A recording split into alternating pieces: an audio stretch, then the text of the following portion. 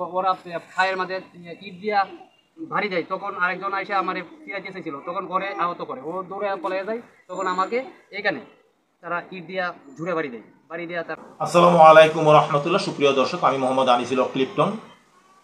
আজকে আপনাদের কাছে একটা ব্যক্তিকে তুলে ধরছি, আর দয়া করে এই ব্যক্তিটার ব্যাপারে যেন সমন্বয়কারীরা পর্যন্ত জানতে পারেন, এই জন্য ভিডিওটা বেশি থেকে বেশি শেয়ার করবেন, যেন যারা সমন্বয়কারী আছেন তাদের কাছে যেন ভিডিওটা পৌঁছে যায়, কারণ এই ব্যক্তিটার সাহায্য প্রয়োজন। এই ব্যক্তিটার নাম হচ্ছে আব্দুল আজিজ। উনি থাকে মিরপুর, মণিপুর। কাজীপাড়া থেকে পশ্চিম কাজীপাড়া এবং পশ্চিম কাজীপাড়া শেষ মণিপুরের শুরু, এই জায়গাটাকে বলা হয় মণিপুর খেজুরতলা বউবাজার। এইখানেই আব্দুল আজিজ থাকে। শুরু থেকেই এই লোকটা সবসময় এই আমূল বিরোধী আন্দোলনে ঝাঁপায়া পড়তো, কিন্তু এই লোকটা কোনো দল মত কোনো দলের সাথে সম্পৃক্ত না। তো এই ছাত্র জনতা আন্দোলনের কে কেন্দ্র করে 18 তারিখ থেকে এই লোকটা পরিপূর্ণভাবে সময় দিয়েছে এবং এলাকায় অনেক হুমকি দামকি দিয়েছে আওয়ামী লীগের লোকজন, কিন্তু পরোয়া না করে এই লোকটা এই ছাত্র জনতা আন্দোলনের সাথে জড়িত ছিল। 3 তারিখে 10 নম্বর এবং আল হেলাল এইখানে যে গ্যাঞ্জামটা হয়, এই গ্যাঞ্জামের সময় কয়েকটা ছাত্র বাঁচাও বাঁচাও করে চিৎকার করে আসতেছিল। ঠিক ওই সময় আব্দুল আজিজ দৌড়ে যায় ওই ছেলেগুলিকে বাঁচাইতে এবং এই আওয়ামী লীগের কাটারদের সামনে যায় দাঁড়ায়, কিন্তু ছেলেগুলোকে মোটামুটি বাঁচাইতে পারলেও সে নিজে বাঁচে নাই। তাকে এমনভাবে পিটানো হয়েছে, এতদিন সে অসুস্থ হয়েছিল, এরপর তার পায়ের পাতাটা ইট দিয়ে সেইচা ভেঙে দেয়। তো এখনও সে অসুস্থ। পরিবারের একমাত্র আয় করা ব্যক্তি উনিই ছিলেন। তা অসুস্থ এখন পর্যন্ত, এখন তার সংসারটাও চলা খুব কষ্টকর হয়ে গেছে, আর দ্বিতীয়ত তার চিকিৎসাও চলতেছে না।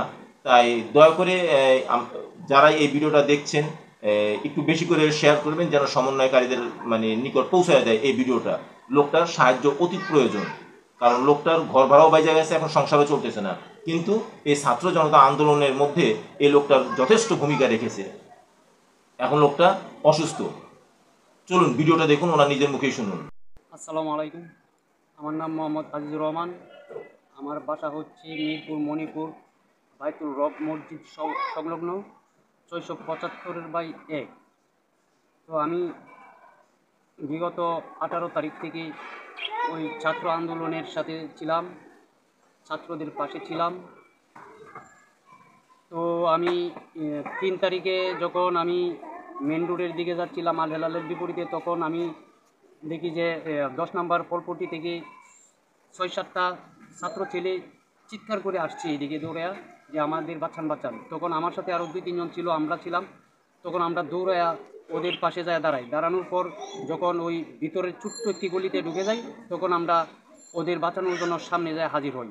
তখন ছাত্র ছেলেদের পাশে যখন দাঁড়াই, তখন 15-20 জন ছাত্রলীগের পোলাপান দৌড়ায় আসে লাঠি সুটা নিয়ে এবং ইট পাথর নিয়ে, আয়সা আমাদেরকে পিটানো শুরু করে। তখন আমারে যখন ওরা খায়ের মাঝে ইট দিয়া ভারী দেয়, তখন আরেকজন এসে আমার ফিরাইতে এসেছিল, তখন ঘরে আহত করে, ও দৌড়ে পলে যায়, তখন আমাকে এখানে তারা ইট দিয়া ঝুড়ে বাড়ি দেওয়া তারা আমার পাড়া ভেঙে দেয়।